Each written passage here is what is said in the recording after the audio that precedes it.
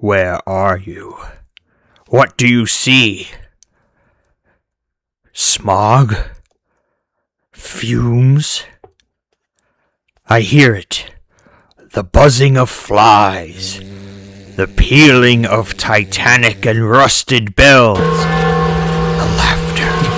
The laughter of demons, great and small. And, yes, bolter fire. Oh no! Disaster! We are on the world of munificence, also known as the Plague Planet, home of the traitorous Death Guard. I can see poxwalkers toiling in the disease factories. I can see the endless bells of the Peel Yard. I see the Death Guard cultivating their necrotic vines of the swamps. Do you hear it? The sound of giant wings. It is the Death Lord himself. It is Mortarion. Quickly, we must be away from this accursed place. This way, a temporary portal to the corners of chaos. Flee!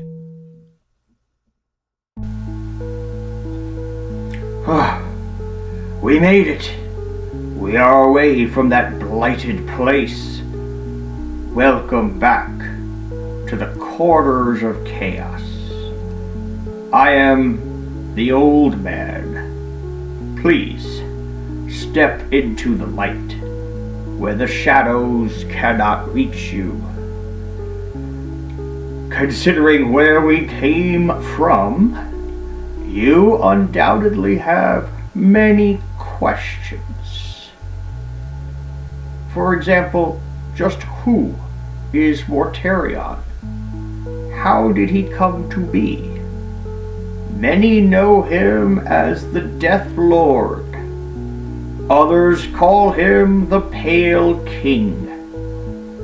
He has been claimed as the favored son of the Grandfather, the Plague God, whose name I dare not utter, even here in the corners of chaos. Certainly not now. Come, let us whisper about the Death Lord, his origins, his evolutions over time. This is the current iteration of Mortarion. This is how most people envision the Pale King in the 41st millennium. He is the chosen scion of Grandfather Nurgle. It is all there. The Barbaran plate, the scythe known as Silence, and his Xenos weapon, the Lantern. However, this is not quite how Mortarion was originally conceived. Indeed, he wasn't even in 40K in the first and second editions. Indeed, his first appearance, if you will, was in the game of Epic. Way back in the early 1990s, Mortarion was first mentioned and shown in that small-scale Warhammer 40K game. Here in this early artwork for the Demon Prince, the term Demon Primarch did not yet exist. Notice no Barbaran plate, no lantern, no insect wings. Rather, a simple hooded cloak. The scythe is there, feathered wings. He appeared as an angel of death. His first model was a pewter model on the epic scale, so he was quite small, fitting only in a blister pack. Notice his cloak is purple. Notice the tail, denoting that he is demonic. His hands and feet are skeletal, but that's it. that is all you see of Mortarion in this early iteration. Later in the 1990s, the name Mortarion would appear in the 3rd edition Warhammer 40k rulebook. Only a small blurb about how the Death Guard fell to chaos and became the Plague Marines. Mortarion is mentioned but briefly. By the early 2000s, the Mortarion we know now, both visually and lore-wise, began to take shape. Articles in White Dwarf, eventually compiled into the Index Astartes books, fleshed out the backstory of Mortarion in great detail, including his grudge against the Emperor. As for the look of Mortarion, the legendary visionary and artist John Blanche drew Mortarion for the Horus Heresy card game, published in 2003. Blanche's renderings of Mortarion would also be included in books like Visions of Heresy. We start to see the Barbaran plate, the venting of poison gases, the drawn, sallow look. In keeping with his earlier appearance, Blanche gave him feathered wings. He truly looked like an angel of death. In the mid-2000s, Mortarion became a character in various Black Library books. This makes sense, as Mortarion is a key player in the Horus Heresy.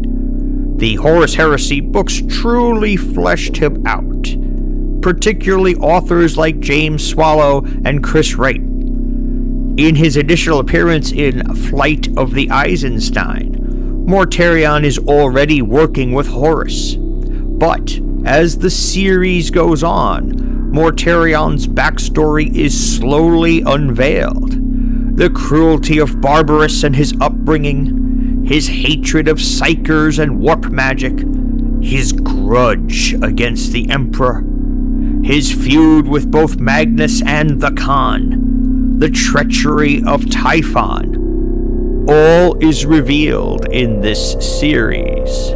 Mortarion would also appear in other Black Library books and audio dramas outside of the Horus Heresy line.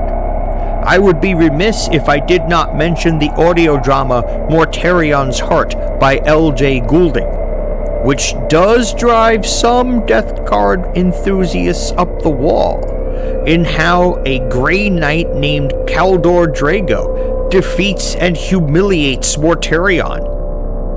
Regardless of what one thinks of the story, the artwork for the audio drama shows the Demon Primarch with leathery, bat-like wings, something never attributed to Mortarion before or since. However, the artwork is very striking. By the late 2010s and into the 2020s, we get the visual we know to be Mortarion now. In both the Horus Heresy and in the Plague Wars books, Mortarion's wings are described as insect-like. In some renditions it sounds like fly wings, in others more like moth's wings.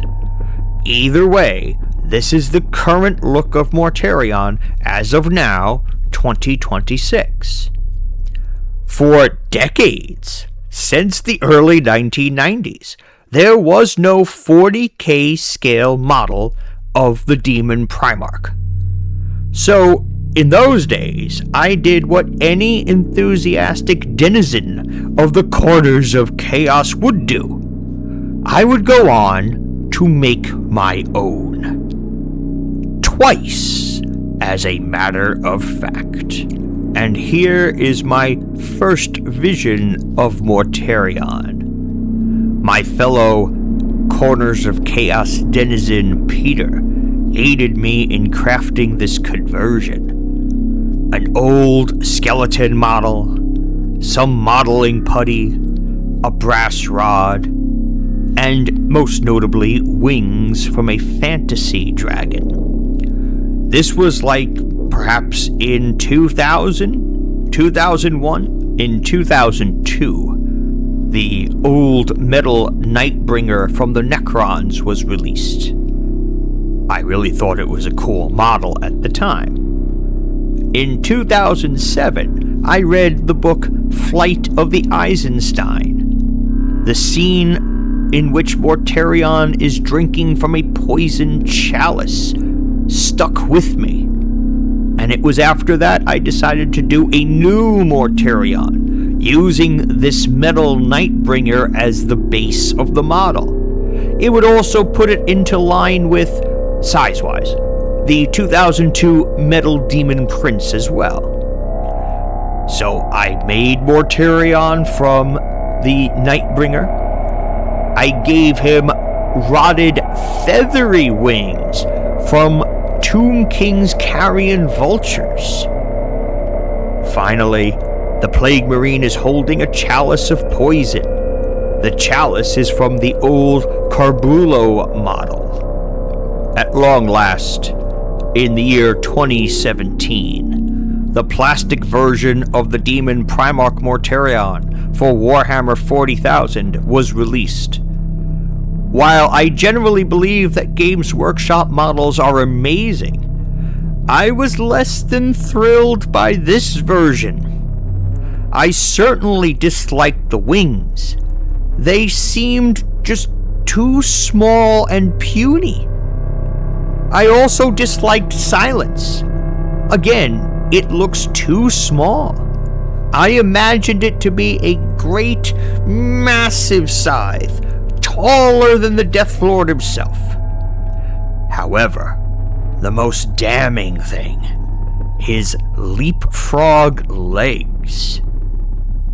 It looks as if he is skipping his way across the battlefield. With the puny wings, unimposing scythe, and jumping legs. I was disappointed. Certainly not the Angel of Death, unmoving, implacable, and inevitable, on the battlefield, as I had always envisioned him. How did they go so wrong? When the model released in 2017, I of course bought it immediately, even though I was displeased with it. At the time, I had several family and work concerns, so I knew I had little time. There was no way for me to change his legs. I also had no option for the scythe. But the wings. Yes, the wings. I could do something with them, certainly. I had wings from the old Lord of the Rings Balrog model. So with some filing, some putty, and some luck, I put those wings on instead. While his legs still look almost comical, the wings, in my opinion, distract from the lower torso, and they also help with the scythe. While not perfect, it was now closer to the Mortarion in my mind's eye, and it is reminiscent of the Mortarion's heart artwork. Anyone who has seen it up close feel it is a vast improvement over GW's basic model. But on today's 40K battlefields, not everyone respects old school artistry and conversions. In August of 2025, I was playing at a local tournament.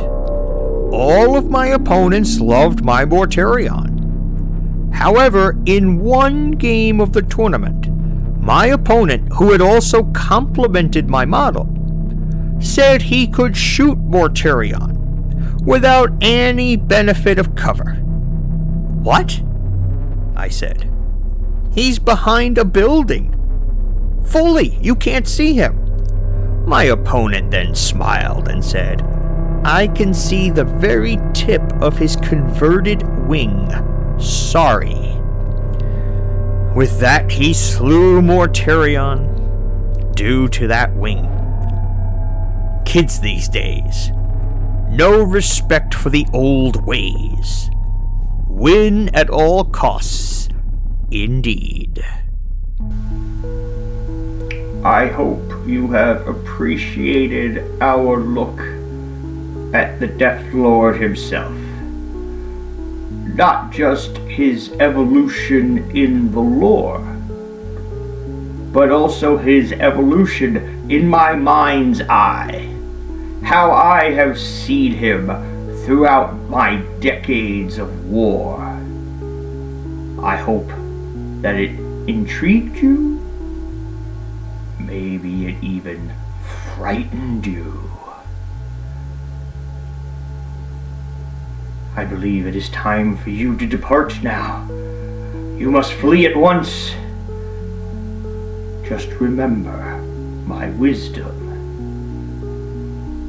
Editions may come and go, but chaos is eternal.